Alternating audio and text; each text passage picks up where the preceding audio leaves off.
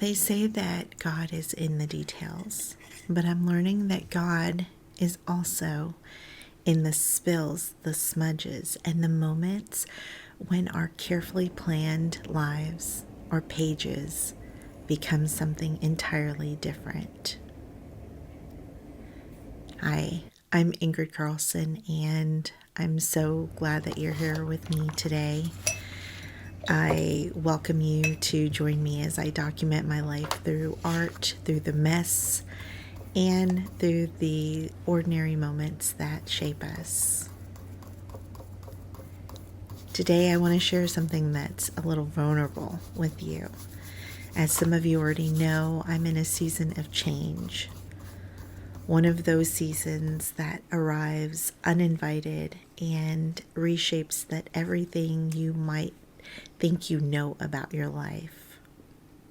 Sometimes that kind of change can come through doors that we open ourselves, and sometimes it comes through accidents, through moments that split our stories into before and after. But here's what I'm discovering. Creativity doesn't wait for us to have our lives figured out. In fact, I think that it shows up most powerfully when we're feeling our most uncertain. I'm starting today with these tabs, these little organizing elements that bring a little order to chaos. There's something deeply human about our need to categorize, organize, and make sense of the scattered pieces of our experience.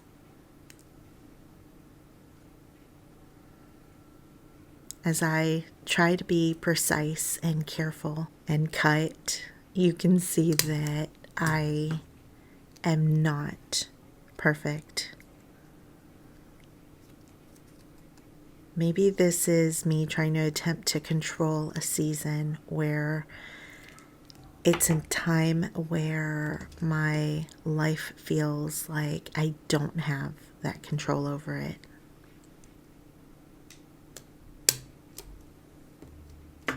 I painted these papers a few days ago, and there's something beautiful about returning to the work that you've already started. It's like visiting an old conversation with yourself and seeing what you were thinking, what you were feeling, the different colors, the textures. I'd forgotten that this one looks like wood grain. Creating these tags isn't just something that is keeping my hands idle, although it definitely does help. But it's creating pieces that I'll be able to use later. I'm putting them in this little pretty plate that can sit on top of my desk and I can look at, and it can bring a smile to my face.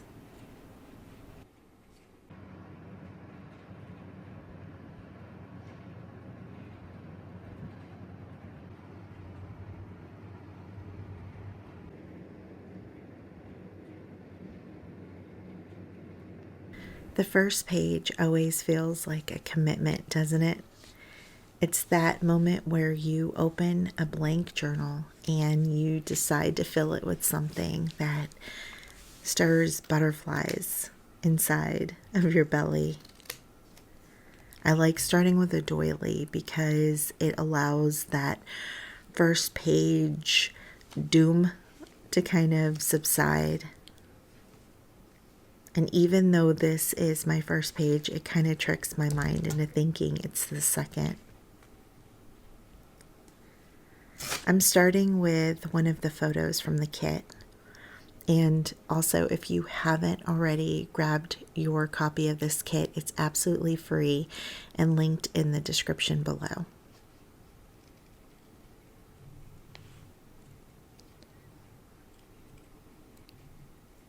I love starting with something such as ephemera that already exists.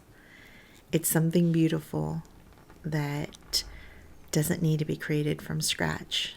And look at that beautiful girl's face. It brings warmth in my heart.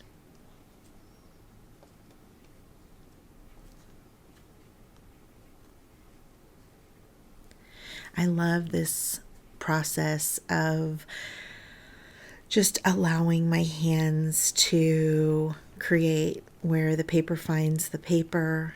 It isn't random. It's something that you made with intuition. Sometimes I get caught up in trying to layer the pages perfectly, and that's okay.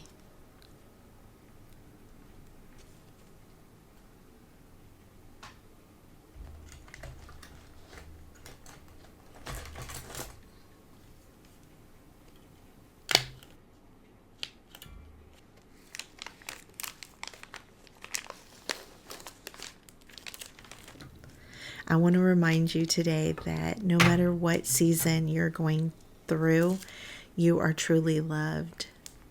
You are comforted. You are in the hands of the Almighty Creator.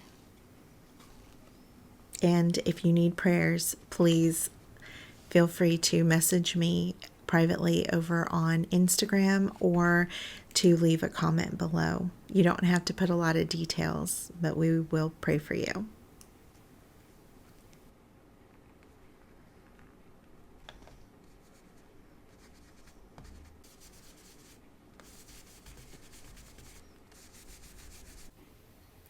We're going to pull out some paint because it makes me happy. I think that these little flowers are just the statement that this page needed. They're not just a little decoration, they're a documentation. They're proof that there's something pretty and it deserves to be honored.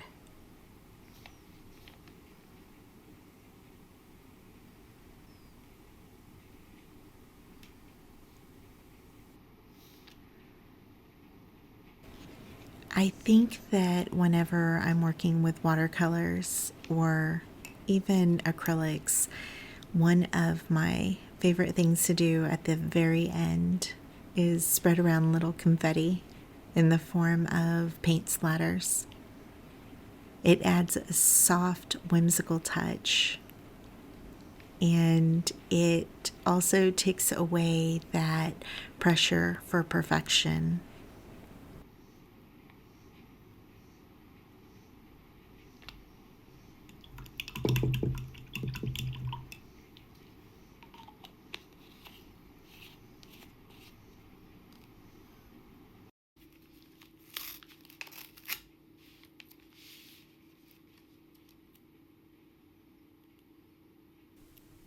We're going to move on to the second page, and I'm going to use something that is unusual or I haven't used in a little while, and that is coffee grounds.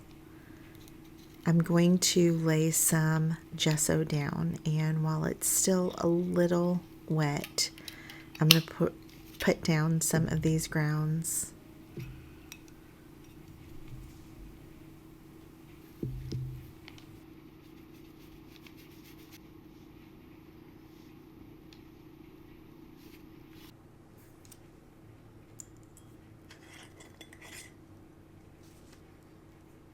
And just like that,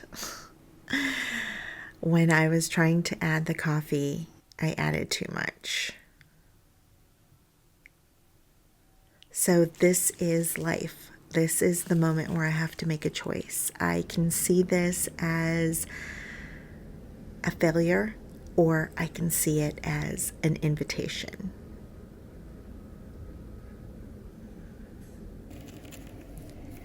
The accident in my life was just like this. It was sudden, overwhelming, and it changed the entire landscape of what I thought I was building. But just like this page, I'm learning that sometimes what looks like too much and feels like a mistake is something that can add a depth.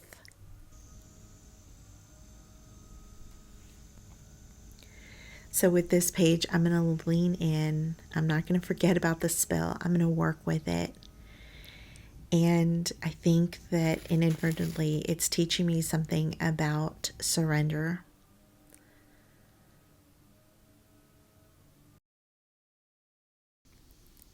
Once I sprayed the water down, then it started to kind of move along the page, and it was no longer all clumpy. And now I'm kind of sad about those clumps. And so I think I'm going to sprinkle just a little more on.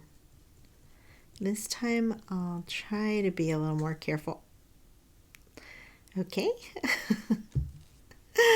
Mishap part 2. But I think what I'm going to do this time is I'm going to lift it up and put it back into its little vessel. At least the majority of it.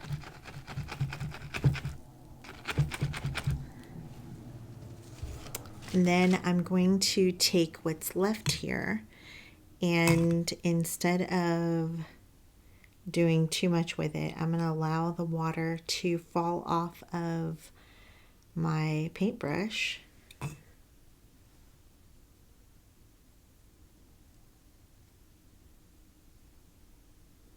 And then it'll start making lovely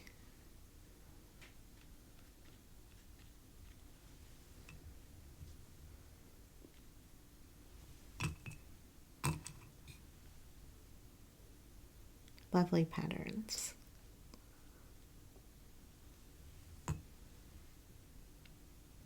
I'm just going to let it sit there and melt.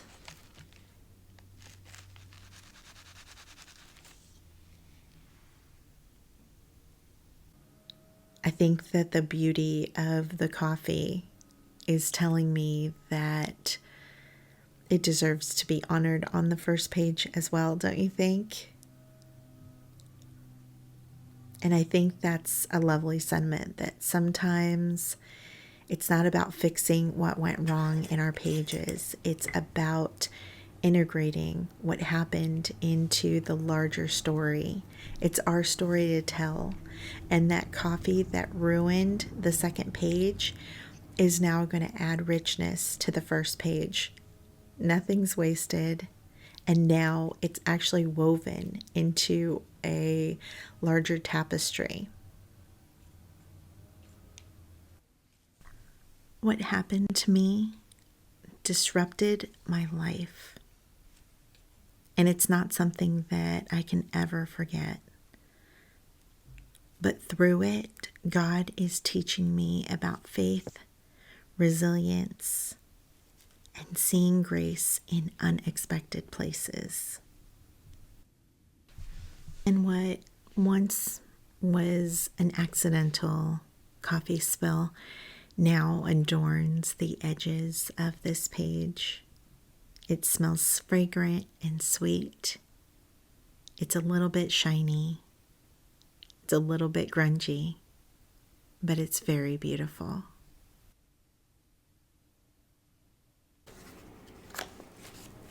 I'm hand painting this watercolor flower, and there is just something about painting something so delicate and hopeful in the midst of this mess.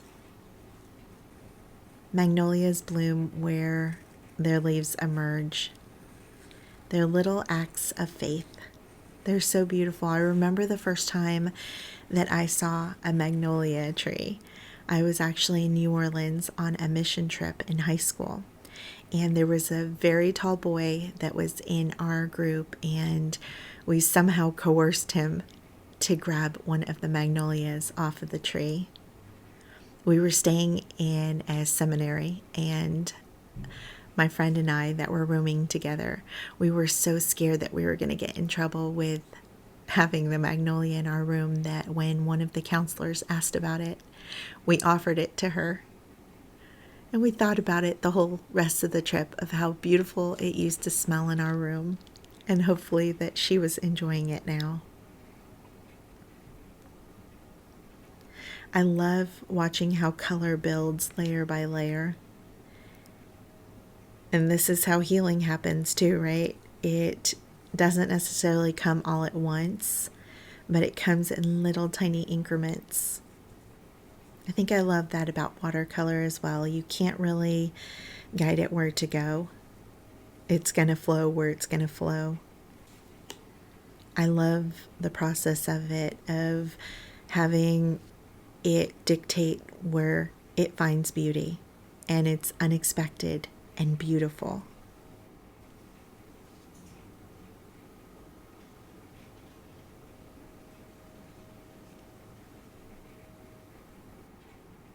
And there she is, soft, hopeful, blooming, right next to the coffee stains, the imperfections, the beauty and the mess kind of living side by side. And I think this is a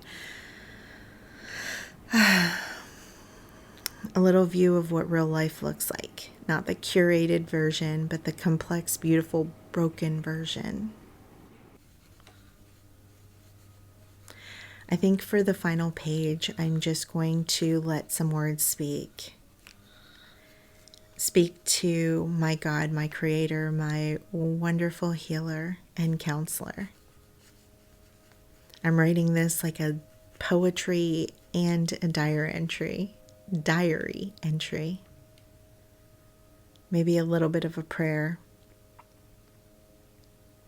It's just intentional and slow, and each letter is a commitment to my expressions. This letter to God is thanking Him for the coffee spills, for the magnolias, for the seasons that teach us who we're becoming.